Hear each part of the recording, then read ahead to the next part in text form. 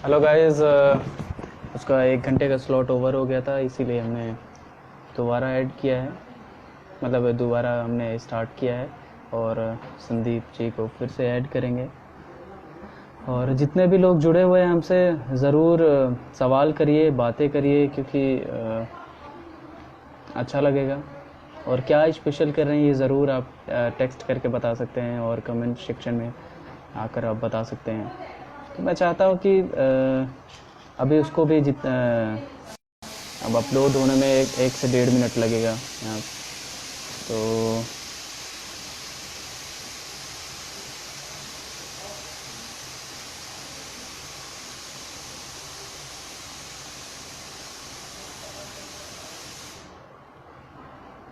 संदीप जी को ऐड करते हैं यहाँ पे।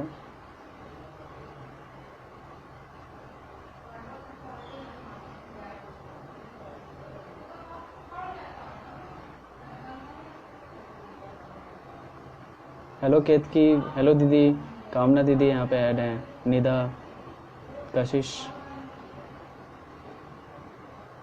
कैसे हैं आप लोग, क्या कर रहे हैं इस समय, क्या स्पेशल चल रहा है? राजीव भी यहाँ ऐड है,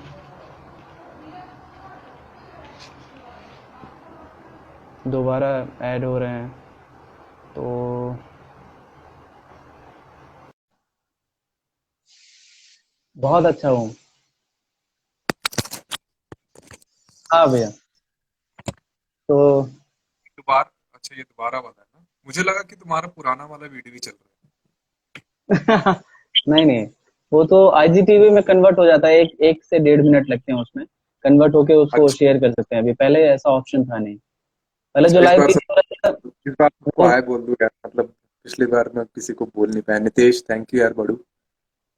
आ, उसने मुझे एक मैसेज किया कि हमारी आवाज क्लियर नहीं आ रही है। अभी भी। अब पता नहीं, नितेश मेरा बैचमेट है, बहुत कमाल का एक्टर है। बहुत ही हम्म। कमाल, सेक्रेट गेम में काम किया था, सो इसने मुझे भी मैसेज किया कि क्लियर नहीं आ रही थी। बट ठीक है, मेरे ख्याल से अगर नहीं आएगी तो इसमें मैसेज कर देगा वो। अब कभी भी सेशन के दौरान कुछ भी अगर रहे तो अभी अभी वो बोल रहे हैं अभी क्लियर है। थम आया है। थैंक यू बड़ू। हाँ, थैंक यू सो मच। हम्म। और आपके मन में जितने भी लोग हमसे जुड़े हुए हैं, अगर कोई भी सवाल हो इससे जुड़ा हुआ, एक्टिंग से लेकर और एफटीआई पुणे को लेकर, मुंबई को लेकर, फिल्म को लेकर तो आप जरूर वो सवाल पूछिए, अच्छा लगेगा। तो भैया वहां पे थे कि आपका बचपन किस तरीके से बीता, और क्या शैतानियां करना चाहते हैं आप, अगर कभी मौका मिले वो तो तो बता जैसा दिया आपने कि, वो अ, वो आपने जो बताया। छेड़खानी की नहीं कर पाया मैं हाँ। ज्यादा, क्योंकि समय हाँ। नहीं था। वो करना चाहता हूँ, लेकिन हम्म। बहुत शब्द क्या कहे हिंदी में, परिपूर्ण बचपन रहा है। छोटी सी हम्म। जगह से belong किया है मैंने, सारनी एक छोटी सी जगह। हम्म। तो नदी, नदी में काफी खेला है, पहाड़ों पे काफी घूमा है। हम्म। तो मेरे ख्याल से शैतानियां भी इनोसेंट शैतानियां करी, मतलब मैं कहना चाह रहा हूँ कि मैं मुझे इनोसेंट से हट कर शैतानी करनी, थोड़ी कमीनी शैतानियां करनी है। वो शैतानियां नहीं करी मैंने। इनोसेंट शैतानियां बहुत करी है। मतलब अभी बीच में मैं किसी को बता रहा था कि हमारे इधर जामुन का पेड़ हुआ करता था, तो हम लोग जामुन तोड़ते थे वहां से। हम्म। तो वहां पे बकरियां भी पॉटी करती थी। तो किसी को किसी कुछ लोगों को मतलब उसमें मिक्स करके हम लोग वो भी दे देते थे। तो समझ में नहीं आता, छोटी वाली जामुने रहती है ना, छोटी सी जामुन, हाँ। तो वो सब मिक्स करके दे दिया, तो किसी को कुछ समझ में नहीं आया, किसी ने कुछ खाया होगा। तो वैसी वाली शैतानी करी है। हम्म। तो तो वो सारी चीजें अ, बहुत।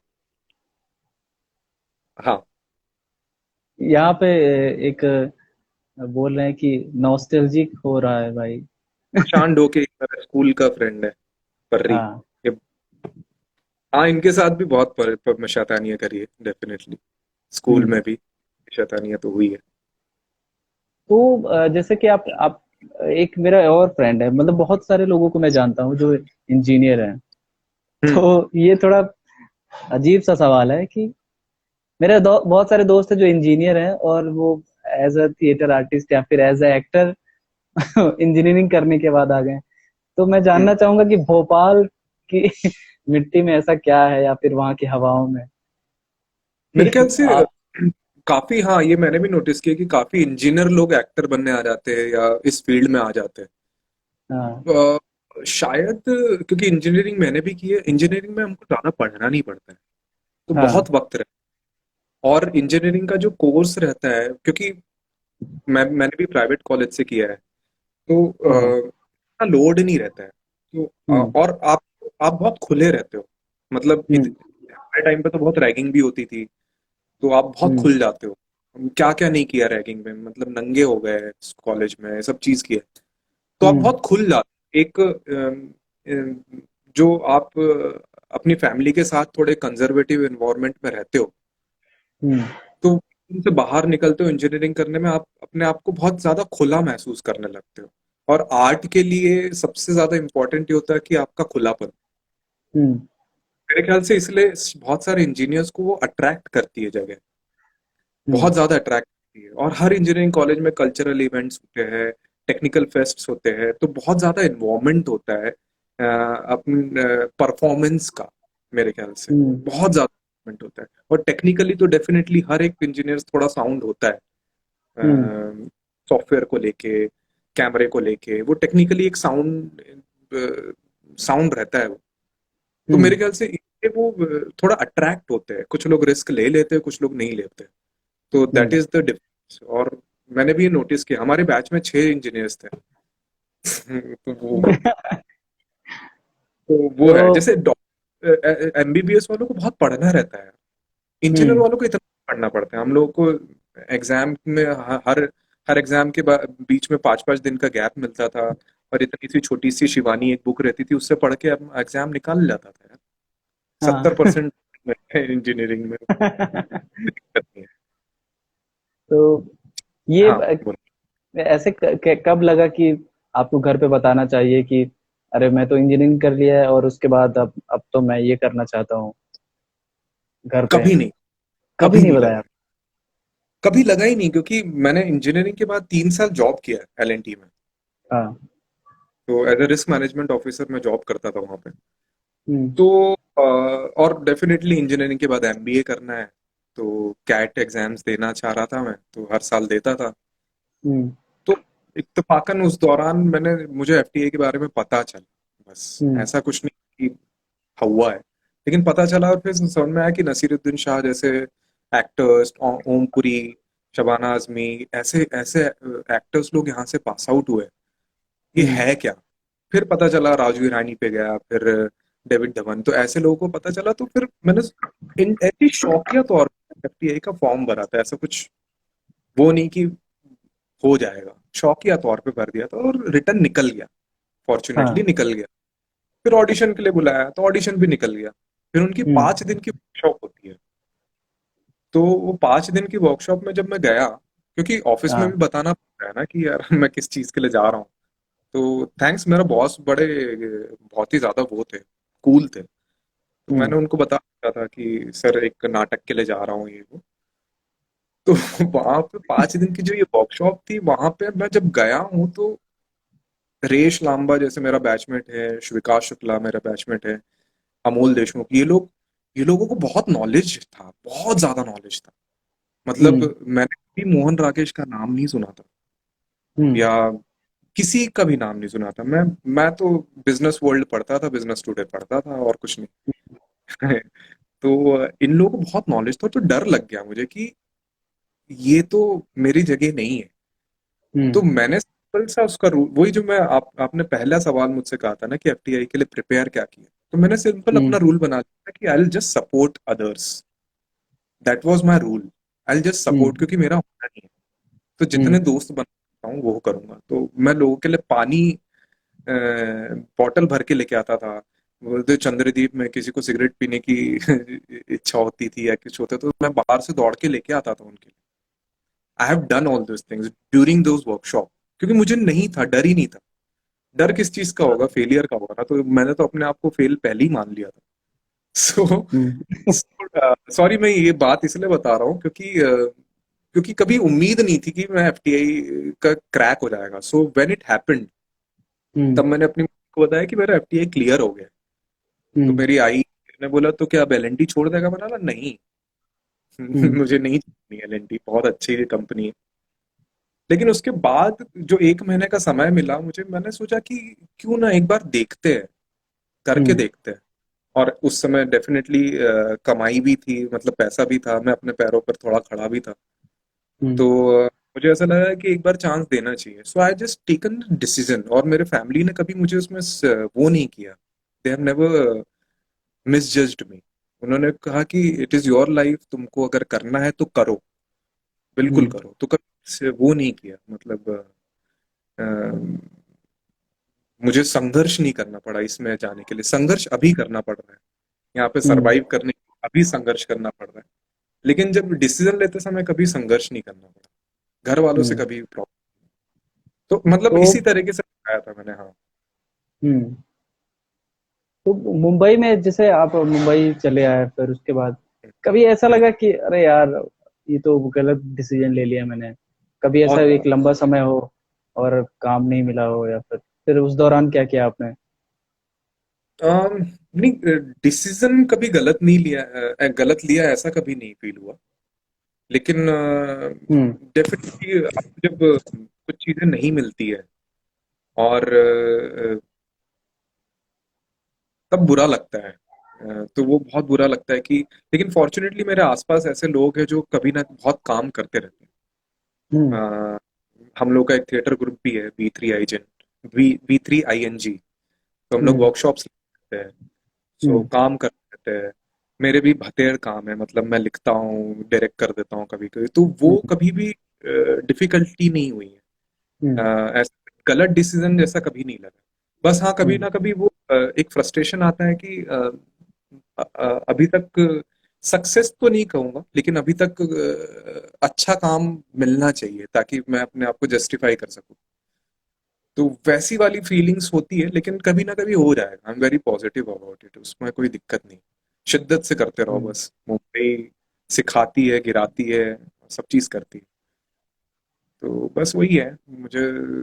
डिसीजन में कभी वो नहीं, decision it's a best decision of my life, definitely. हम्म।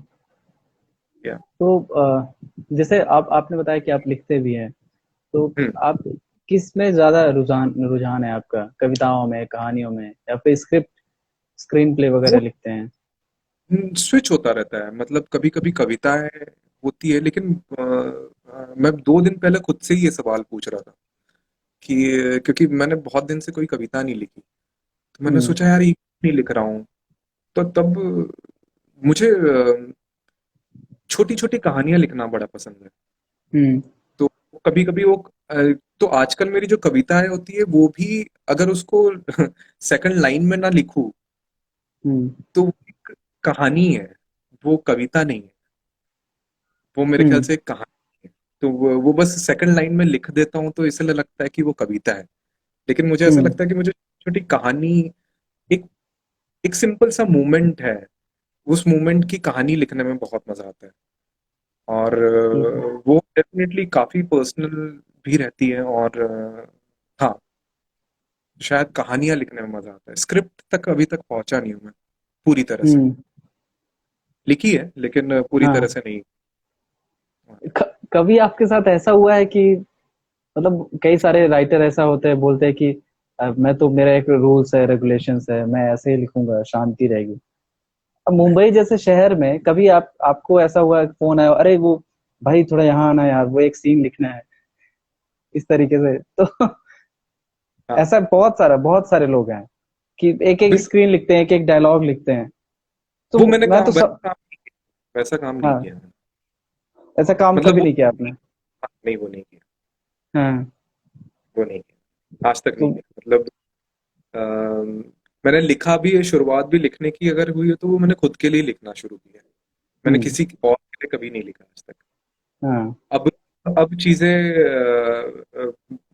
अ, मैं कोशिश कर रहा हूँ उसको कहीं ना कहीं ऑडियो वीडियो विजुअल माध्यम के इससे दिखाई जाए, पहुंचाई हम्म। जाए। हम्म।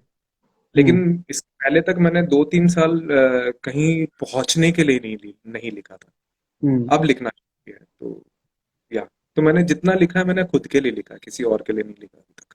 हम्म। ऐसा आ, है। अभी जो आपकी एक लेटेस्ट वेब सीरीज आई है, शी, जी। हाँ, तो वो मैंने देखा, और उसके लिए बहुत बहुत बधाई हो सबसे पहले तो। बहुत अच्छा काम किया, कमाल का। भैया उसका प्रोसेस जानना चाह रहा था कि किस तरीके से आपने उस कैरेक्टर को किया, और ओवरऑल वो जो वेब सीरीज है उसका प्रोसेस क्या था बनने का, कैसा लगा आपको काम करके? हम्म। एक्चुअली प्रोसेस में मैं ज्यादा इन्वॉल्व नहीं था, जो उनके प्रोसेस में ज्यादा इन्वॉल्व नहीं था, क्योंकि मेरा ज्यादा दिन का शूट था नहीं।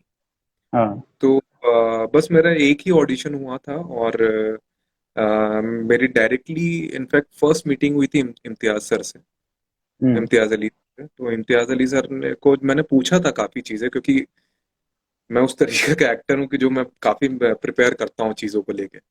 हम्म। तो मैंने उनसे पूछा था कि सर इसके लिए क्या क्या प्रिपरेशन आप अपनी तरफ से बता दीजिए मुझे, कि क्या करना चाहिए क्या नहीं करना चाहिए। तो उन्होंने मुझे सिंपल ये कहा था कि जो तुमने ऑडिशन दिया है, that is the preparation for you, that's it. उसके अलावा हम्म। कुछ नहीं करना है तुमको। तो मैंने काफी समय तक कुछ नहीं किया, लेकिन चूल हम्म। होती है ना एक्टर को, कि आपको कुछ ना कुछ तो करना है। मैंने एक दिन उनको फोन किया, इम्तियाज सर को, और मैंने बोला कि सर मैं इसमें कुछ ना कुछ करना चाह रहा हूँ, क्योंकि ऑडिशन मुझे इतना वैलिड नहीं लग रहा है आफ्टर रीडिंग द स्क्रिप्ट। तो उन्होंने बोला तुमको जो करना है तुम अपने हिसाब से कर लो, हम्म। क्योंकि बहुत ही टाइट शेड्यूल चल रहा था। उनकी हम्म। वर्कशॉप्स भी हो रही थी, जिसमें मुझे इतना ज्यादा एक बार ही बुलाया था, लेकिन उसमें ज्यादा इन्वॉल्वमेंट नहीं था। तो मैंने फिर अपनी तरफ से ही, मैंने, अगर शायद नोटिस किया होगा कुछ लोगों ने, प्लीज देख लो कि मैंने उसमें over the period of time अपने वेट को गेन किया था पहली बार। हम्म। हम्म।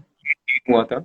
और मेरी प्रोसेस यही थी कि एक लैंग्वेज की कमांड, जो मैं मराठी हूँ, हम्म। लेकिन मेरी लैंग्वेज में कभी मराठी का टच नहीं आता है।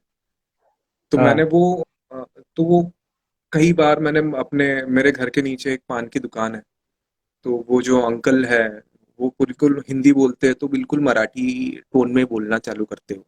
मतलब जो हम्म। भी बोलते हैं वो मेरे को तेरे को करके ही बात करते हैं वो, ऐसा। तो उससे मैंने काफी बात करनी चालू करी। हम्म। और कुछ कॉन्शियस एफर्ट नहीं होता है, मतलब मैंने कभी भी किसी प्रिपरेशन करते समय कॉन्शियसली कभी नहीं किया कि हम्म। हाँ इसको ये फायदा हो जाएगा, इससे वो फायदा हो जाएगा। नो, जिस इट हैपन। तो उनके साथ बात करते करते फिर उनके साथ एक बार मैं एक लोनावला तक पोहा खाने भी गया था। तो उस हम्म। दौरान बहुत बहुत सारी बातें हुई। हम्म। तो मेरे ख्याल से वो उनका एक दो टच जो साहेब आया है, वो उनके इससे ही आया है, वो स्क्रिप्ट में नहीं था साहेब। तो वो हम्म। भी अपनी एक मौसी है उनकी, उनको, तो वो साहेब इस टाइप का बात करते थे। तो वो वहीं से आया था, वो मैंने इंक्लूड करवाया था वहां पे, वो साहेब। हम्म। तो कहीं से, हाँ, तो बस ये छोटी छोटी चीजें करी थी, अदरवाइज मेरे ख्याल से इतना इतना मौका नहीं था मेरे पास करने का। शायद हम्म। अभी सेकंड सीजन आएगा, होपफुली उसमें और कुछ रहेगा। लेकिन बस ये छोटी छोटी चीजें, क्योंकि इम्तियाज सर ने बिल्कुल क्लियरली कहा था कि मुझे इसमें ज्यादा डू मत कर देना, कुछ ओवर डू मत कर देना। तो hmm. Definitely he is well aware of the things and all that. Basically hmm. उनको कॉन्फिडेंस था मुझ पे कि ये निभा रहेगा, तो उन्होंने कुछ ज्यादा कुछ करने के लिए मना किया था। Hmm. Over preparation also not good. तो यही थी। और सबसे ज्यादा चुनौती मेरे साथ ये थी कि मेरा 4 महीने में 5 दिन शूट हुआ है। हाँ। हर महीने एक दिन शूट होता था। वो ओके। उन्होंने पहले ही बोल दिया था, क्योंकि जब ये बात रखी गई वेट गेन करेंगे, तो मुझे हर महीना थोड़ा थोड़ा वेट गेन करना पड़ता था, थोड़ा हम्म। थोड़ा। तो over the period of time I have gain 8-9 kgs, पहले दिन के शूट्स के बाद से आखिरी दिन के शूट तक। हम्म। तो वो थोड़ी डिफिकल्टी थी। Hmm. That is this is the process normal, ऐसा कुछ उसमें वो नहीं था। हम्म। तो बहुत बहुत कुछ सीखने को मिला, मुझे भी बहुत कुछ जानने को मिला। और बहुत अच्छा लगा भैया, यहाँ पे हाँ। आप आए और इतनी सारी हम्म। बातें हुई। यहाँ पे या काफी सारे लोग जुड़े हुए हैं हमारे साथ, तो किसी थैंक यू। सवाल नहीं। तो प्लीज कर सकते हो। हाँ अच्छा, मैं शिवा तुमसे एक चीज पूछना चाह रहा था, जो आपने मुझसे सवाल किया था एक फिजिकल थिएटर को लेके। हाँ जैसे आपने भी काफी, मैंने आपका एक प्ले देखा है, एकलव्य। हाँ। वो प्ले मैंने देखा था। तो हम्म मतलब सवाल तो नहीं है, मतलब मैं ये पूछना चाह रहा था कि अ, जो फिजिकल प्रिपरेशन हम लोग करते हैं, क्योंकि उसमें तो काफी कलरी, छऊ, ये सब था। वो एक आर्ट है, और जो आपने हम्म उस लेके आया, मतलब एक प्रोसेस हम्म है उस चीज के आए थे। लेकिन आपके लिए फिजिकल थिएटर क्या है? क्योंकि you have done lot of physical theatre, मुझे ऐसा लगता है कि क्योंकि मेरे लिए फिजिकल थिएटर ज्यादा साइकोफिजिकल है। मतलब हम्म अगर मैं अपनी बॉडी का भी इस्तेमाल कर रहा हूँ तो वो साइकोफिजिकल लेवल पे करना चाहता हम्म। हूँ। आपके लिए what the physical theatre is जो आप करते हैं? अ, मैं जब जब मैंने शुरुआत की तो मेरा इंटरेस्ट तो हमेशा से ही रहा है इस चीज में। मैं 2000, ऐसे कह सकते हैं 2006 से कलरी सीखना चाह रहा था। हम्म सच बताऊं तो मैं कभी बहुत अच्छा फिजिकल में कभी रहा नहीं, और मैं हम्म डांस भी करना चाह रहा था, डांस हुआ हो नहीं पाया कभी। फिर धीरे धीरे इंटरेस्ट रहा और फिर इंदौर गया मैं, और वहाँ थोड़ा थोड़ा सीखना शुरू किया। फिर मौका मिला मुझे 2016 में और जाने के लिए केरल, वहां से लौट कर आया। तो मैंने ये समझा कि जो फिजिकल एक्टिविटी जितनी भी होती है वो कहीं ना कहीं जाकर हमारे, अगर मान लीजिए कि जैसे हम, एक एग्जांपल देता हूँ कि किसी ने गाली दे दिया हम्म और किसी बॉस ने गाली दिया है। ठीक है, आप समझिएगा, किसी बॉस हम्म ने गाली दिया है, मेरा बॉस है, तो मैं उस समय उसको रिएक्ट नहीं कर सकता हूँ, बोल नहीं सकता हूँ, गाली नहीं दे सकता हूँ, है ना? आवाज आ रही है मेरी? बिल्कुल बिल्कुल आ रही है, सुन रहा हूँ, मैं समझने की उस कोशिश। समय हम अपने बॉडी के थ्रू रिएक्ट करते हैं। तो मुझे लगता करेक्ट। है कि जहां हमारा शब्द खत्म होता है, या फिर जहां हम शब्द शब्द बिल्कुल शून्य हो जाता है, वहां से हमारा बॉडी का रिएक्शन शुरू होता है। शुरू। हम्म तो मुझे लगता है कि जैसे किसी ने गाली दिया तो हम हम स्थिर हो जाएंगे, हम हाथ मसलेंगे, दांत को दबाएंगे। फ्रस्ट्रेशन है, हमें बाहर जाके बिल्कुल कुछ भी चल रहा हो लेकिन हम वहां बिल्कुल खड़े रहेंगे शांत। करेक्ट। तो मुझे लगता है कि हम्म वो जो खड़े रहना और खड़े रहकर वो बता देना कि मतलब मैं नाराज नहीं हूँ सर आपसे, लेकिन अंदर अंदर वो जो बौखलाहट है, दूसरा कोई समझ जाए कि परेशान हो रहा है। तो मुझे लगता है कि करेक्ट। जहाँ शब्द का जहाँ अंत होता है वहां से हम्म फिजिकल एक्टिविटी हमारी शुरू होती है। और हम्म बहुत सारे आर्ट फॉर्म सीखे हैं, लेकिन मैं भी अभी सर्च कर ही रहा हूँ कि क्यों जरूरी बिल्कुल है। बिल्कुल। और मेन तो मैंने देखा है कि थाईलैंड में जो एक एक्टर हैं, टोनी जा, कटौनी आपने जा। सुना होगा। हाँ और बिल्कुल। बॉलीवुड में भी विद्युत जामवाल को देखिए, और टाइगर श्रॉफ को देखिए, अक्षय कुमार को देखिए। तो ये सारे लोग, इनके इनके एक्ट में देखिए किस तरीके से परफॉर्म करते हैं ये सारे लोग। अलग एक हम्म ग्रेस होती है इनके परफॉर्मेंस में। हम्म तो मुझे लगता है कि एक एक्टर को ग्रेसनेस के लिए भी और अपने फिटनेस के लिए भी वो सारी चीजें एक करनी करनी चाहिए। चाहिए। हम्म। हम्म तो मेन तो मेरा डेफिनेटली। यही है कि जहाँ शब्द का हमारा अंत होता है वहां से हमारे बॉडी का बोलना शुरू होता है। मेन जो मैं और अभी काम भी कर रहा हूँ थोड़ा इमोशंस, साउंड और बॉडी के ऊपर। बिल्कुल बिल्कुल। नहीं, बिल्कुल सही बात बोली। हाँ। मैं वही जानना चाह रहा था, क्योंकि आपने भी काफी फिजिकल थिएटर किया है और मेरा हम्म भी एक एक्सपीरियंस रहा था गिरीश कर्नाड के प्ले का। तो हम्म उसमें मतलब हम लोगों ने शब्दों का डेफिनेटली इस्तेमाल किया। मतलब ऐसा नहीं हम्म कि कह रहे वो बिल्कुल सही बात है, क्योंकि सबसे ज्यादा इजी चीज होती है हमारी बोली।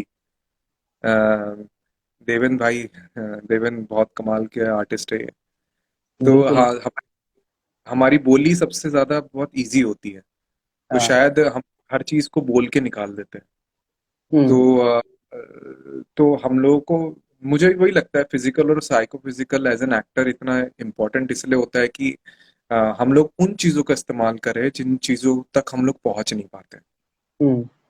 मतलब समझ रहे हैं कि आपकी सुन आप इतना ज्यादा सुन सको, हम्म। जो आप जिन चीजों को सुनना बंद कर देते हो, जो हम्म। सुनाई नहीं देती, आपको सुनाई देने लगे, आप वो सारी चीजें देखना चालू कर दे, आप वो सारी चीजें सूंघना चालू कर दो, ताकि आप ज्यादा बिल, अफेक्ट होने लग जाओ, आपकी बॉडी ज्यादा हाँ अफेक्ट हो जाए। तब आपके जो शब्द निकलेंगे, वो शब्द आपकी बॉडी से निकलेंगे, ना कि आपकी बोली से निकलेंगे। तो बिल्कुल मेरे ख्याल से हर एक्टर को फिजिकली फिट रहना बहुत जरूरी है, और साइकोफिजिकल थिएटर का एक बार एक्सपीरियंस लेना बहुत जरूरी है। सही है। क्योंकि और वो जो बिल्कुल सही कह निकलता रहे है, हैं। आप यकीन नहीं कर पाओगे कि आपने डायलॉग बोला है कि नहीं बोला। हम्म। बोलते हो, क्योंकि आपकी बॉडी इतनी तैयार रहती है, आपके सेंसेस इतने तैयार रहते हैं कि आप बोलते हो, आप हम्म। Literally mean it.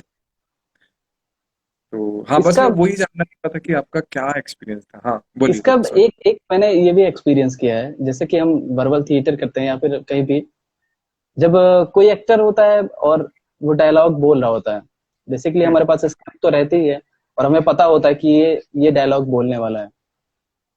तो क्या होता है कई बार कि हम सिर्फ सुनने का अभिनय करते हैं, मतलब सुनने की एक्टिंग करते हैं कि अच्छा वो ये बोल रहा है तो मुझे ऐसा रिएक्ट करना है।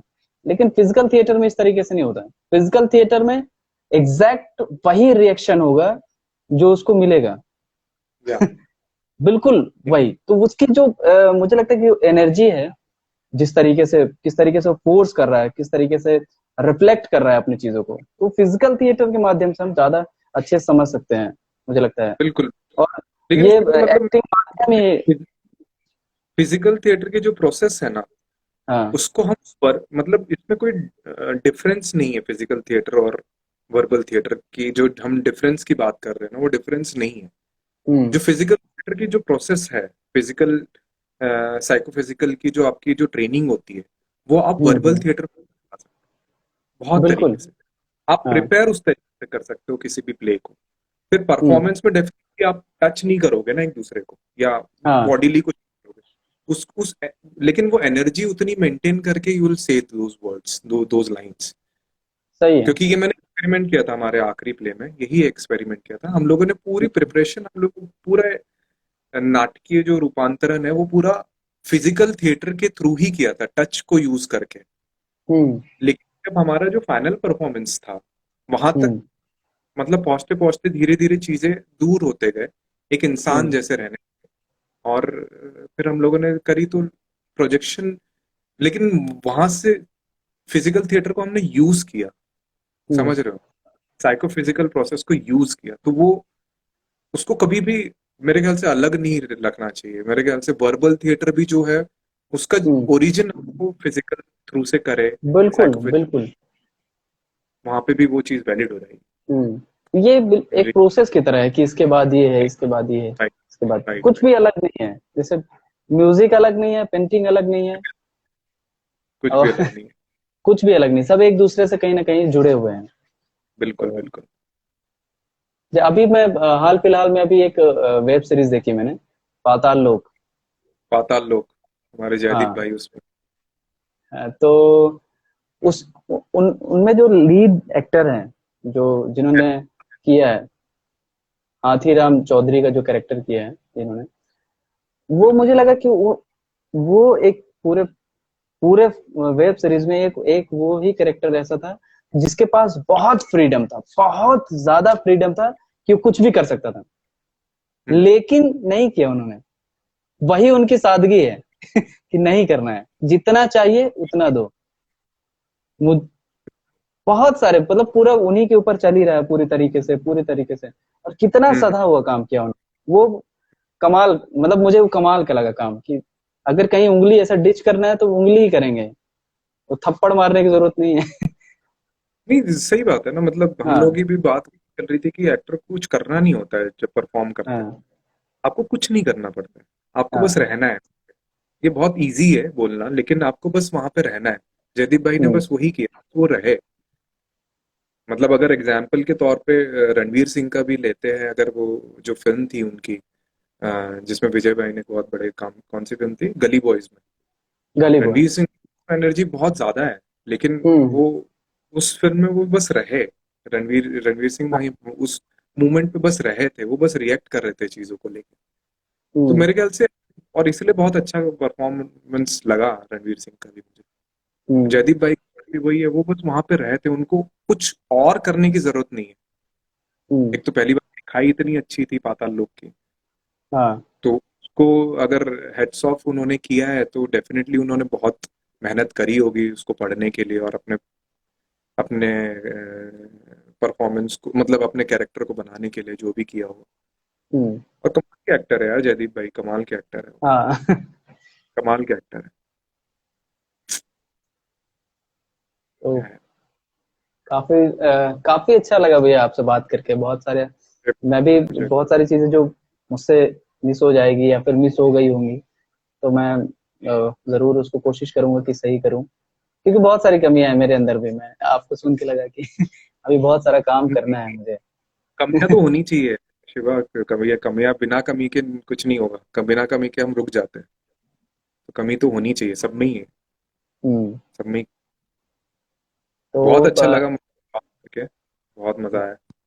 मुझे भी थैंक यू सो मच भैया। अ, आपसे बात हुई और आपने डायरेक्ट बोला कि ठीक है आ जाऊंगा मैं, बिल्कुल नॉर्मल तरीके से।